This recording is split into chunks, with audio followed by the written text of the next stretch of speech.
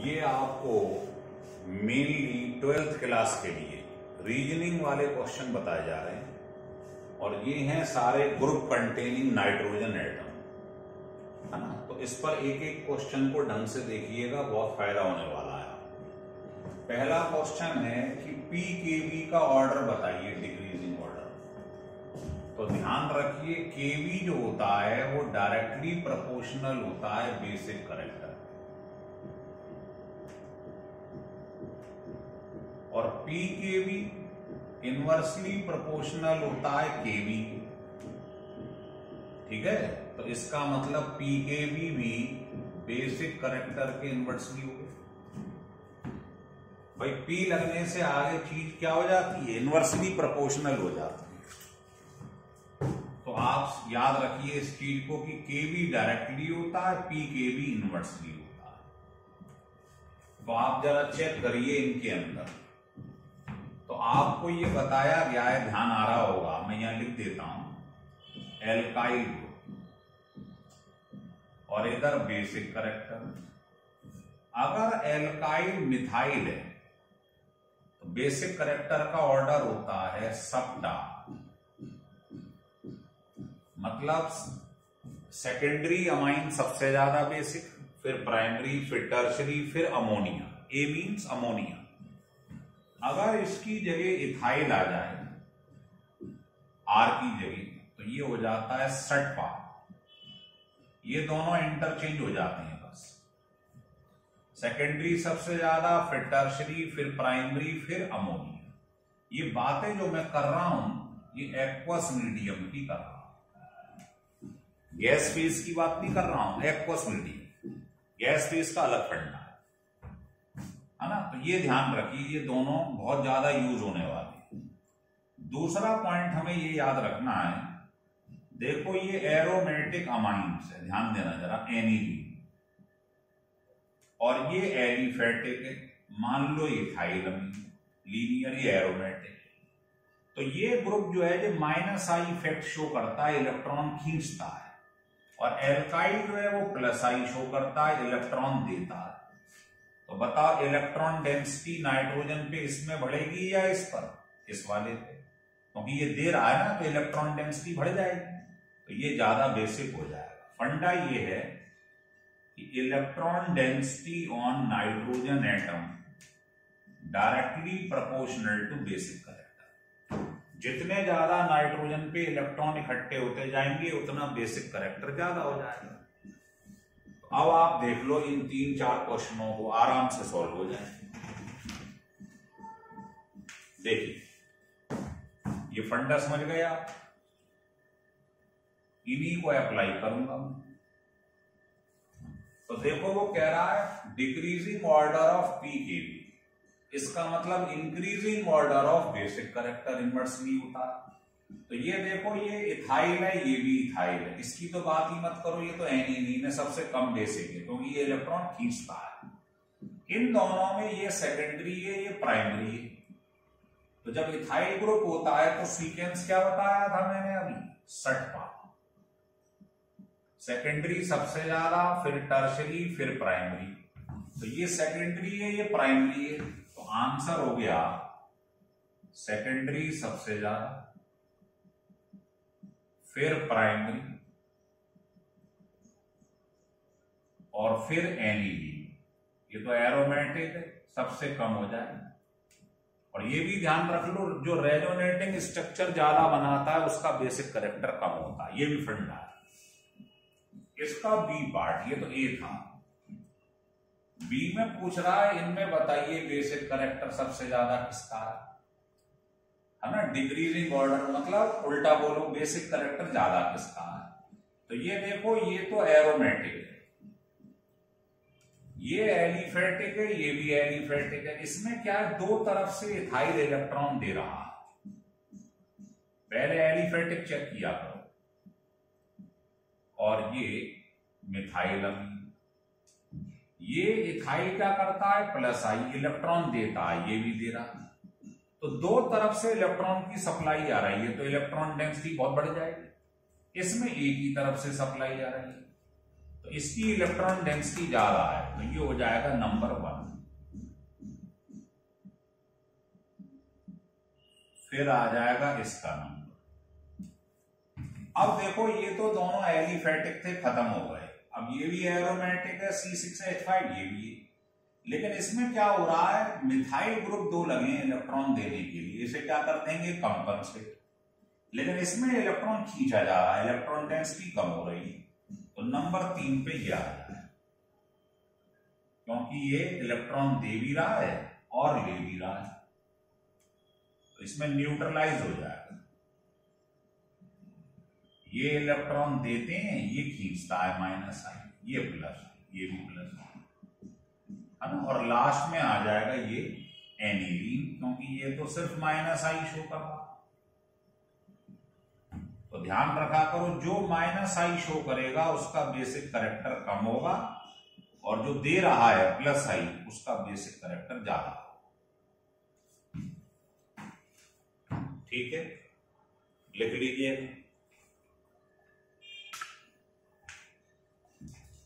अब आप इसका सी पार्ट देखिए।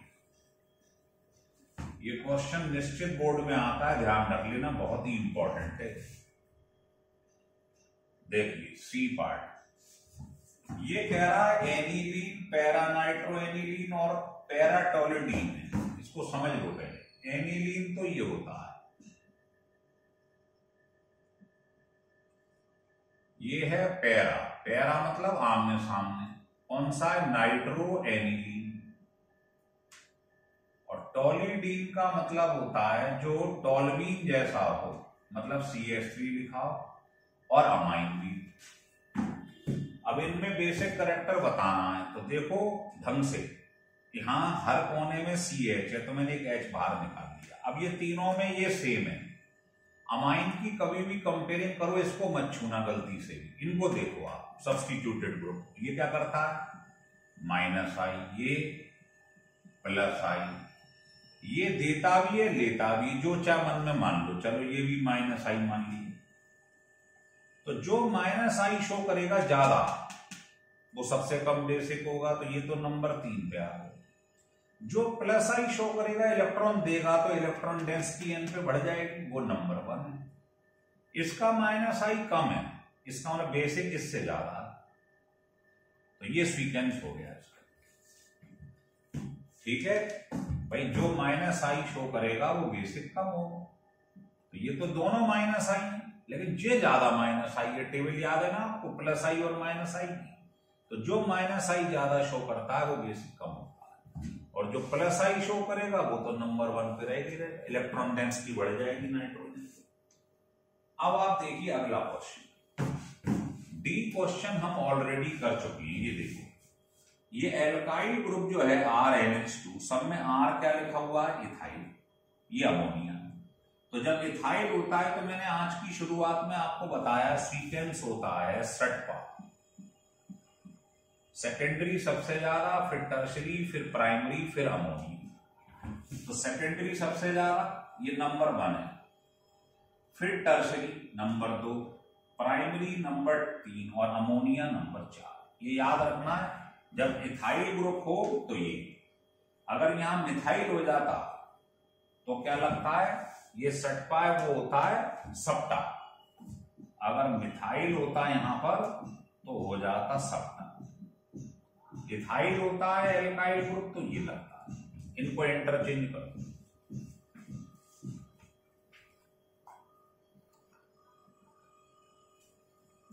चलिए आगे देखते हैं। अब हम ई पार्ट देखेंगे। देखिए ई पार्ट में कह रहा है increasing order of solubility. Solubility हमें बतानी है। सॉल्युबिलिटी यहां लिख देता हूं। सॉल्युबिलिटी जो होती है वो हाइड्रोजन बॉन्डिंग के डायरेक्टली प्रोपोर्शनल है, और जितना ज्यादा एल्काइल ग्रुप होगा या कार्बन एटम होंगे उतना सॉल्युबिलिटी कम हो जाती है, क्योंकि कार्बन ज्यादा होंगे, सरफेस एरिया ज्यादा होगा, तो हाइड्रोफोबिक नेचर बढ़ जाता है। यहां लिख लो नंबर ऑफ कार्बन एटम होंगे तो हाइड्रोफोबिक नेचर बढ़ता है, मतलब उसको पानी से डर लगने लगता है, फोबिया हो जाता है, तो वो पानी में सॉल्युबल ही नहीं होगा। देखिए इन तीनों को आप देखिएगा, ये 6 कार्बन है, इसमें 4 कार्बन है, इसमें 1 कार्बन है ना। तो आप कह दोगे भाई इसमें देखो कार्बन जैसे जैसे बढ़ते जा रहे हैं तो क्या होगा, सॉल्युबिलिटी कम होती है। तो आंसर ये हो जाएगा। समझ में आ गई आपके बात? देखो NH2 इसमें भी आ रहा है, NH इसमें आ रहा है, NH इसमें आ रहा है, हाइड्रोजन बॉन्डिंग तो सब में हो रही है, लेकिन जब कंपेयरिंग कराई जाएगी तो फिर उस समय देखा जाता है नंबर ऑफ कार्बन एटम, जिसमें कार्बन ज्यादा होंगे उसकी सॉल्युबिलिटी कम होगी। अब देखेंगे हम F पार्ट। ये कह रहा है ये 3 दिए हुए हैं, इनका BP बताइए।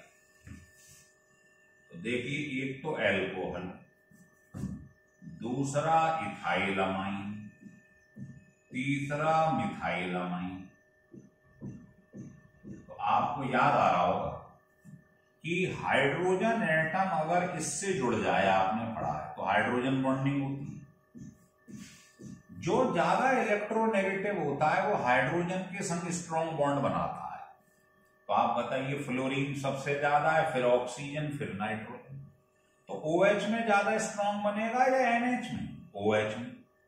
तो इसमें ज्यादा स्ट्रॉन्ग हाइड्रोजन बॉन्डिंग है, तो इसकी सॉल्युबिलिटी नंबर 1 हो जाएगी। लेकिन ये दोनों अमाइन है, सेम दोनों में हाइड्रोजन बॉन्डिंग हो रही हो, तो इस फंडे से चेक किया करो कार्बन से। इसमें 2 कार्बन है, इसमें 1 है। तो जिसमें कार्बन ज्यादा होते हैं उसकी सॉल्युबिलिटी कम होती है, क्योंकि कार्बन बढ़ने से हाइड्रोफोबिक नेचर बढ़ता है। तो आप कहोगे ये नंबर 1 है, ये 2 है, ये 3, क्योंकि दोनों में अमाइन है, दोनों में हाइड्रोजन बॉन्डिंग है, लेकिन कार्बन इसमें 1 है, इसमें 2 है। तो जिसमें ज्यादा कार्बन होंगे उसकी सॉल्युबिलिटी कम हो जाएगी। तो ये सबसे ज्यादा क्यों है? क्योंकि इसमें OH आ रहा है, हाइड्रोजन बॉन्डिंग NH से ज्यादा है ना। तो इलेक्ट्रोनेगेटिविटी जो है वो हाइड्रोजन बॉन्डिंग के क्या है, डायरेक्ट। और जिसमें ज्यादा हाइड्रोजन बॉन्डिंग है वो ज्यादा सॉल्युबल है।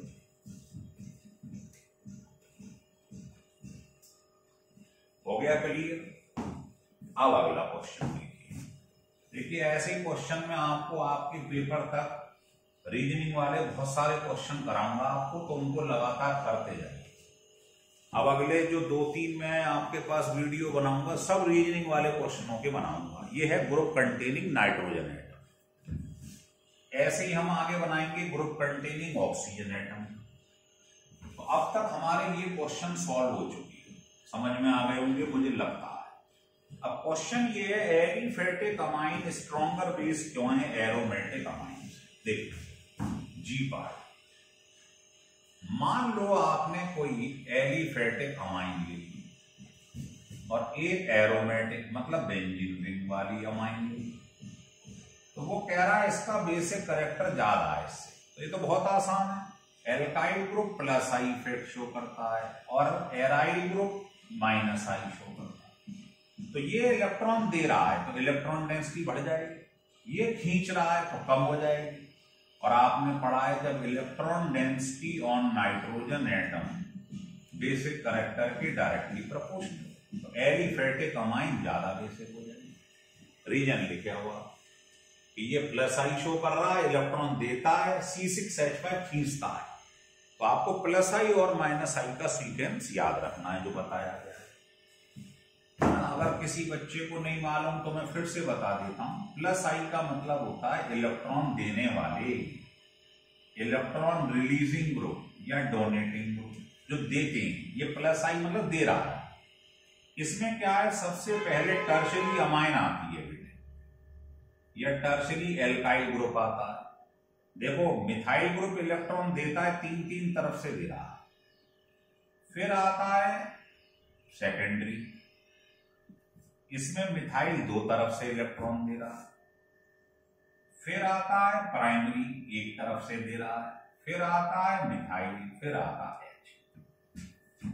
और अगर मैं माइनस आई की बात करूं, माइनस इंजेक्टिव इफेक्ट मतलब इलेक्ट्रॉन खींचने वाले, इलेक्ट्रॉन विड्रॉइंग ग्रुप।